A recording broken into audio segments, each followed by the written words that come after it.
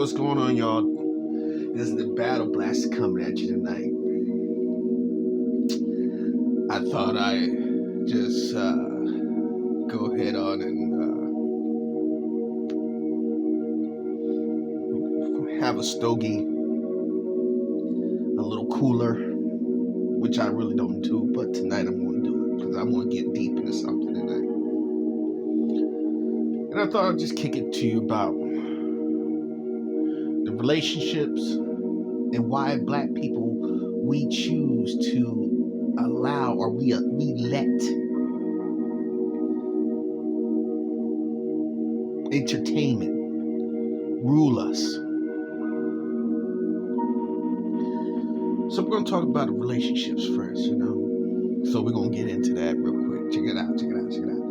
I'm going to sit down and I'm going to have a cold 45, and I'm going to be talking to my main man, Chewbacca, and my main man, Han Solo. And we're going to have a good time. And I'm going to ask the ladies out there to, you want my hand to follow? Sorry about the goofiness, but tonight the Battle Blast is going in. And we're going to start with relationships. Knuckles.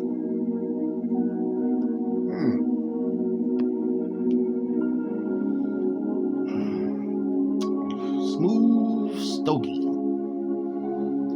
Oh, gotta have a stogie once in a blue moon. And this is a nice one. Let me take a quick sip of the cooler. Of the cooler.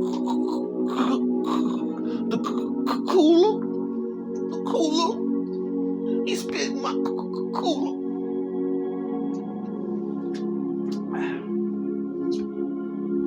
All right. Let's go in, shall we? And take a puff of the stogie.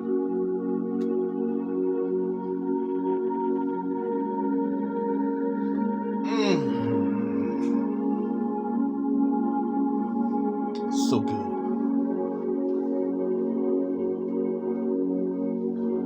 So, I thought I'd talk to you guys tonight about what's going on. Relationships. And why relationships aren't working out for us nowadays.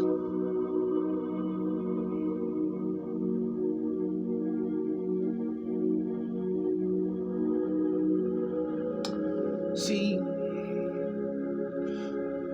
a lot of times I believe deep down inside, this is what I've come to notice and what I believe and what I know, that we have let society break us apart. We allow the people who are controlling the narrative break us apart. As a man and as a woman, our roles have been switched. Even to the point of they not only did they just blur the lines, they're actually obliterate. What do you call it? They're just straight up destroying the lines of gender. They're destroying the lines of man and woman. They're destroying the lines of the relationship.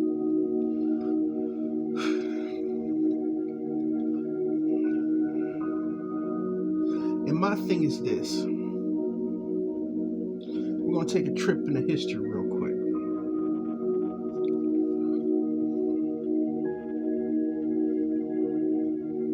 Now, I've came across some old photos. I wish I should have just did this right. Set everything up.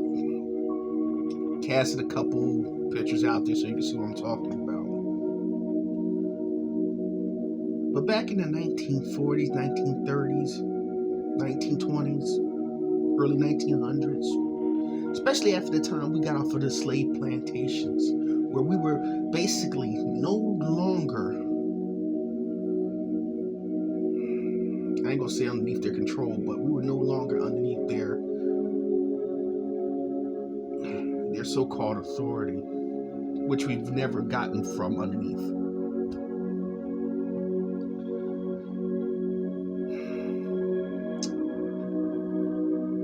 The black man, the black woman, their relationship had to mend. It really did, because remember at one time we couldn't go and deal with these people. We couldn't get food from these people. We couldn't shop in a lot of their stores with these individuals. So we had to make our own stuff, and that we did.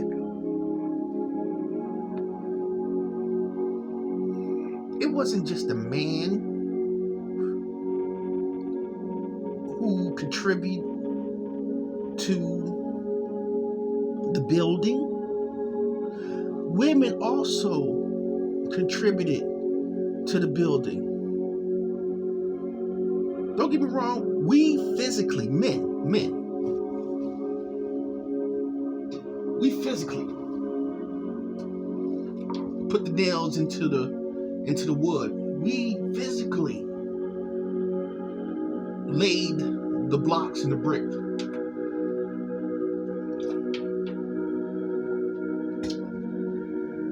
We physically ran the electric lines through the house. We physically built with the plumbing, and before we had plumbing inside all the way, we physically built the things that we needed to survive. Now, that doesn't mean women didn't build anything, because they did. They helped us. They would make sure that we were fed properly. They made sure the kids were taken care of. They made sure the kids learned. They made sure that the building blocks of our generation would continue.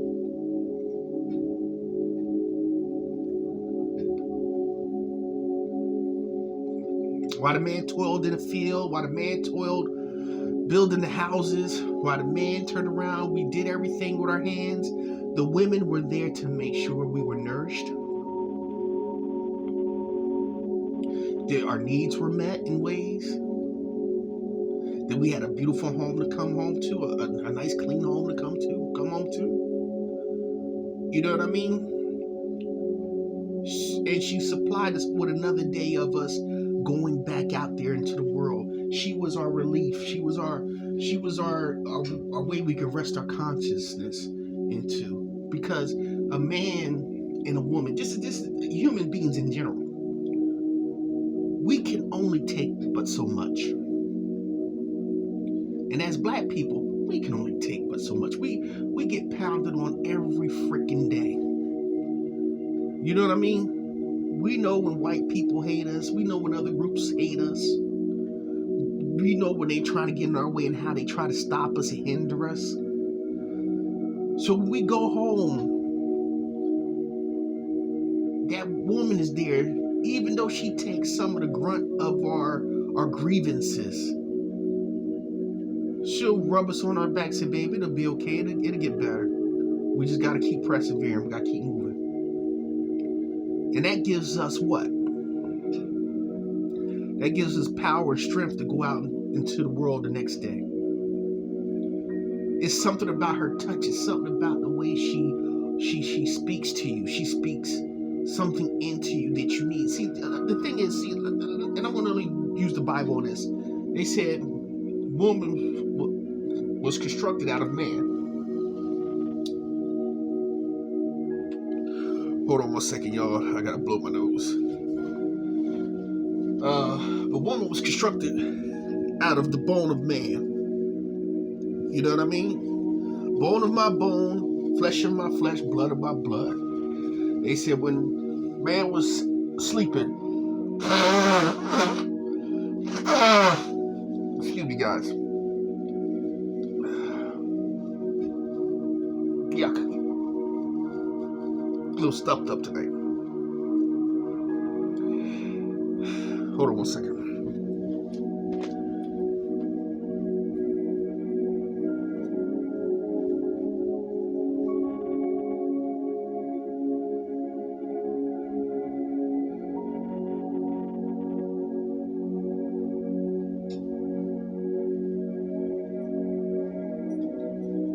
Sorry about that.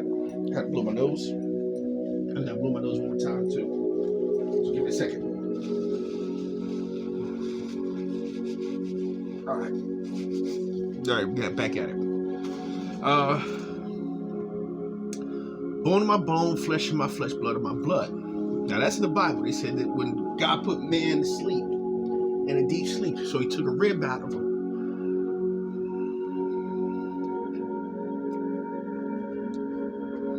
Took a little bit of his flesh,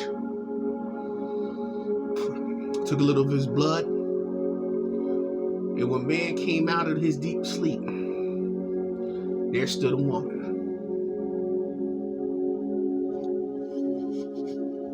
In all her glory, her radiance and her beauty. So,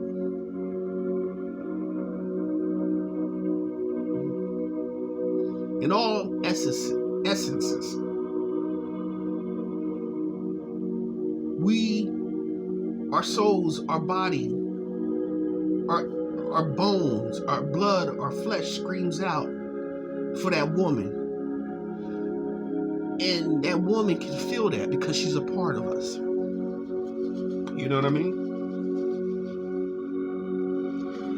And when that happens, that's a beautiful thing, man. It's very beautiful. Because it's something about that connection that we actually have.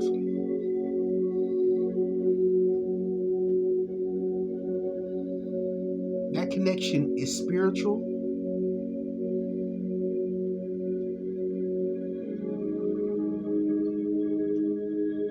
And it can never be broken. But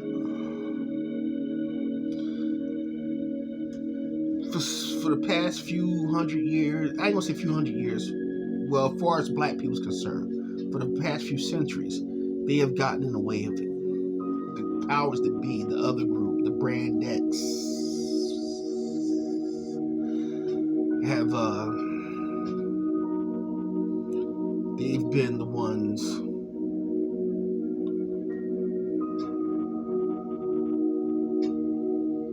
who got in the way of us. When we were on the slave plantations,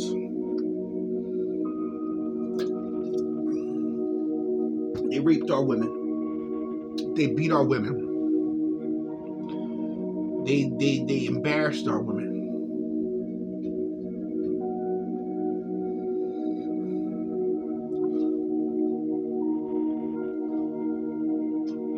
They made our women fearful, and they made us fearful because we couldn't do anything to protect our women.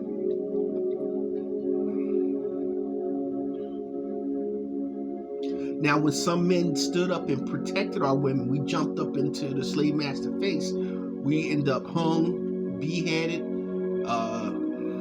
stripped down. Damn.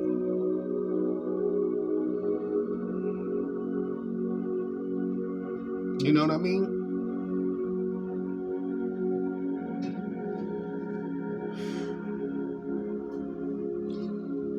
You know, we were skinned alive, some of us, because we stood up for our women. You ain't gonna take my woman in the house? Who the hell are you? And then they turn around and they made a spectacle of us. Sometimes they even raped the men. It was actually more times than others that they raped the men. But nobody talks about this.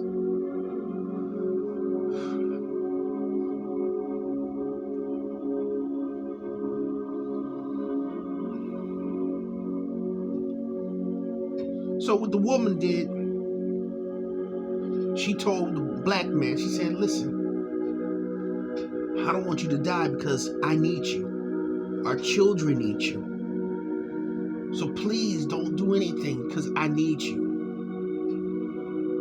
Some men died going to their grave protecting their women. But see, the woman also chose to tell the child, don't ever rise up against the slave master, because if you rise up against the slave master, he's going to do these things to you. And then your wife will be left out alone. we couldn't defend her the way we wanted to defend her. So we were taught not to defend her. Which brings us up to today when I hear women say, the black woman is the most disrespected woman because Malcolm X said it. Listen to that whole conversation again. And don't take that part of the conversation and put the cart in front of the horse with it. Because what he meant was, yeah, you are the most disrespected woman because the white woman can get over you and do things that you can never do. You know what I mean? The white man comes in and he does whatever he wants to do to you because what? He can do those things to you. You have allowed, not only you have allowed him to do those things to you, you taught your sons not to fight against him because you were afraid of his what? His safety. You rather put yourself in that predicament than to teach him to stand and fight the way he believed in.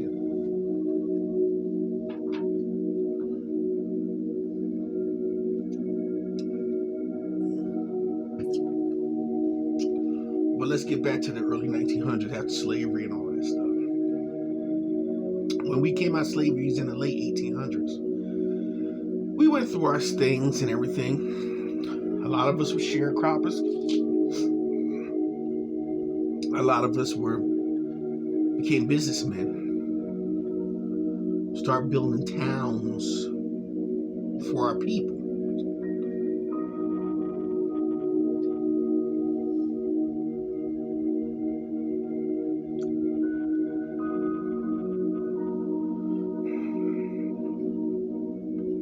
You had individuals who, black women, who became the first multi-millionaire black woman.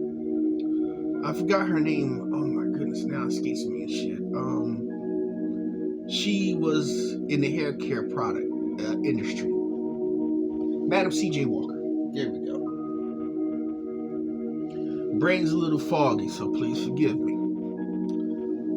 Madam C.J. Walker was the first woman millionaire in America at that time. You know what I mean? As far as just in history, period. Forget Oprah, because Oprah was nowhere around at the time. This woman was a brilliant lady. And she did something to help the black woman. Even though straightening your hair, hot combs, stuff like that to keep your hair straight so you look like the oppressor's woman.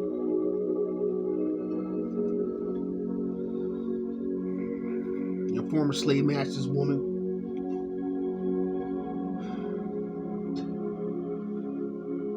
This lady became a multi-millionaire. The first multi-millionaire black woman.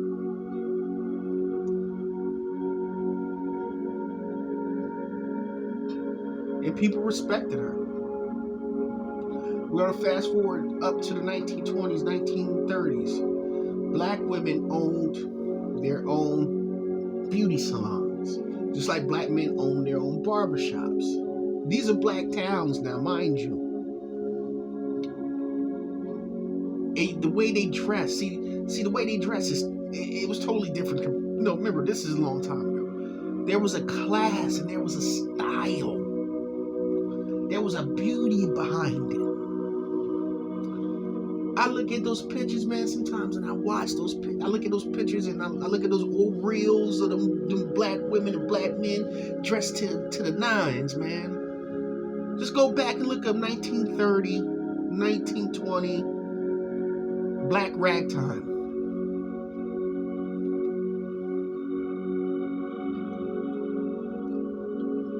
And you'll sit back and you'll say, damn, we had style, we had class, we had taste. Women hair was always done. They didn't walk out in no damn fucking place with no do-rag on their fucking head. And when the do-rag was on their head, it was a certain style of do-rag, but it wasn't a do-rag. It was actually, it was like a wrap for a woman. You know what I mean? Or they would wear the little hats. They looked like they were little do-rags, but they were just hats. And they were designed, they was like, if you ever seen women who did the Charleston and all that back in the day, it was like a wrap, but it had like a fixture in it, like they had like a little flower or something in it. It was pretty cool. So it was cool for them. It was like a little kufi for a woman, but it was sharp. I forgot what they used to call those things. Oh my goodness! Like I said, no.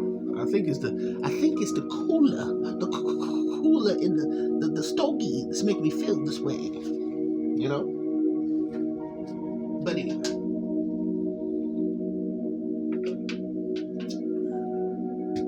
Women didn't walk around with bonnets on their head. Women didn't walk around with their pajamas on. Even the woman who couldn't afford the mink and the fur and the nice clothes, that lady would have like one or two nice dresses in her house, in her wardrobe. And you know what? She kept them looking nice.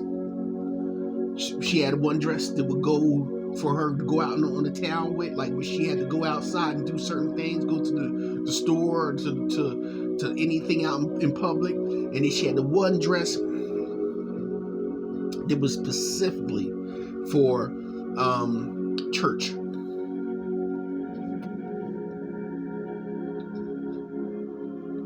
Men, we had two suits. We had work trousers. We had out in the town trousers and suits. And then we had Sunday church suit. We always had our hats nicely done. We had probably two hats. We probably had a church hat and our daily out in town hat. Everyday hat. If that.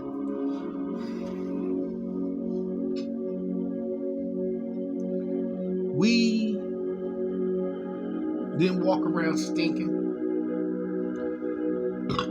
I can show you a picture of my grandfather. I don't know. I wonder if they still got that picture of my grandfather, my mom's dad. He had a pair of work trousers. They weren't jeans. They weren't dungarees. They used to call them back in the day. They weren't the denim dungarees. He had a pair of like baggy. They like just regular, no dressy pants, but they called them work trousers. He had those on, and he had a t-shirt on. T-shirt clean and pristine. Pressed. What I mean about pressed, he had it ironed out, because that's the way he did things back then. Even with a t-shirt, your t-shirt was ironed, brother.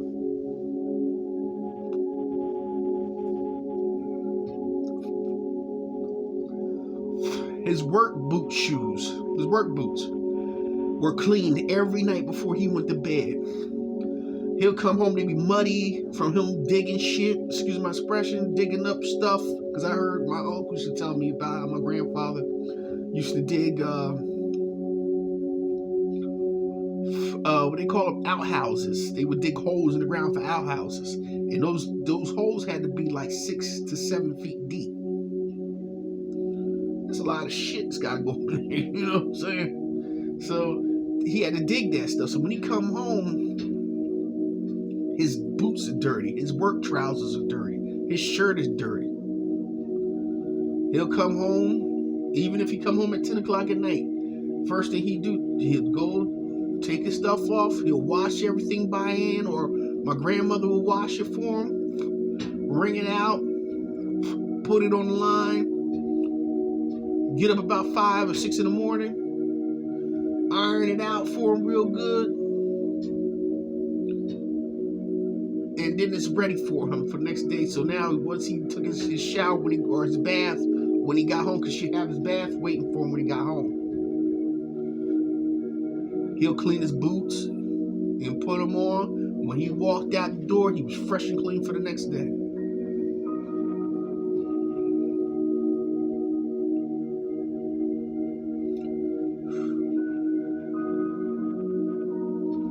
See, we had a style, we had a class, we had like a certain type of panache about ourselves. Now we ain't even got that. You fast forward to today.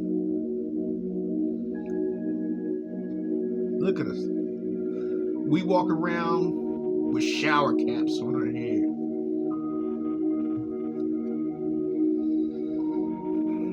We let our kids go to school with pajamas. There are more single parents. There are more single parents than there was back then. Being a single parent was very, very, very, very rare compared to what it is today. That stuff has been taught to us. And as far as the bond is concerned, let me tell you something about that real quick, because I need to talk to you about this.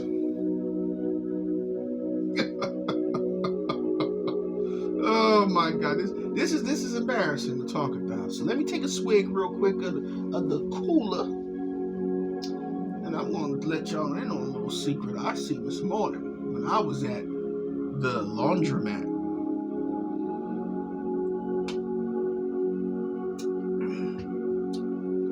Puff of the stogie.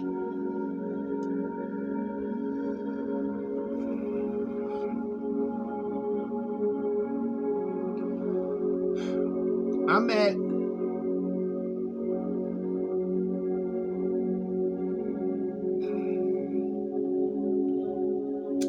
at the laundromat this morning. I'm going to get my clothes because they finally finished drying and everything. I'm gonna blow my nose one more time, so please forgive me. But I'm at the laundromat this morning, right? So I go to get my clothes.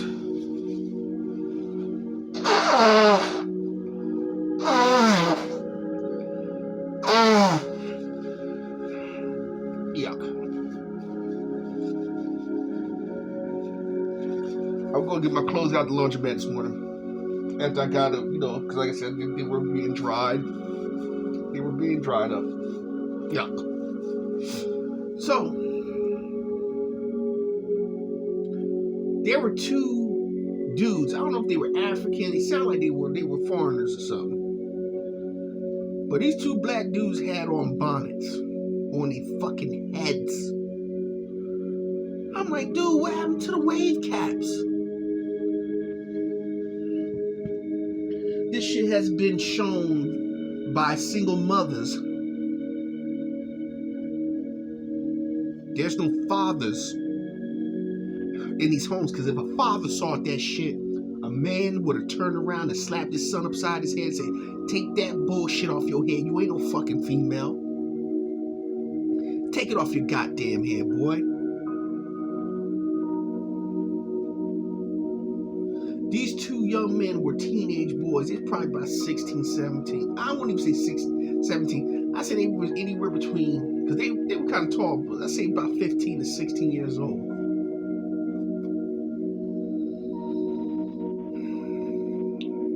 And they sit up here with a bonnet on their motherfucking heads.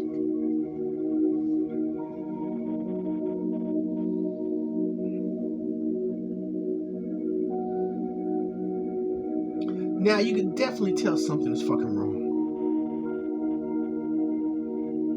There is something wrong in the ether out there. And this is fucking up our generation. I don't see white boys walking around with fucking bonnets on their heads. I see the white girls sometimes doing it. I see them, because they're the creators of walking around with their pajamas on outside. The first person I've ever seen walk around with their pajamas in a store was a white girl.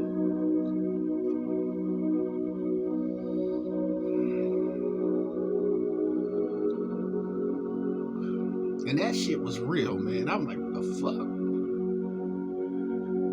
But anyway,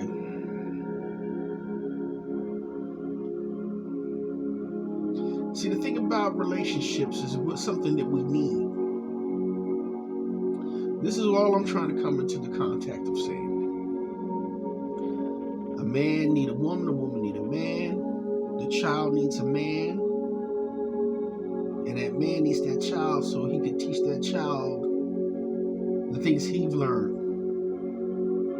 and to make sure that his seed successfully moves forward.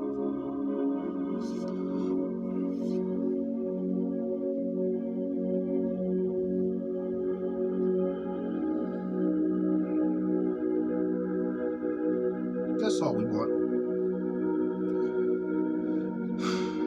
No matter what, that's all we want. We want a woman by our side and our children playing at our feet. That's all humanity wants. And that's all we want as black people.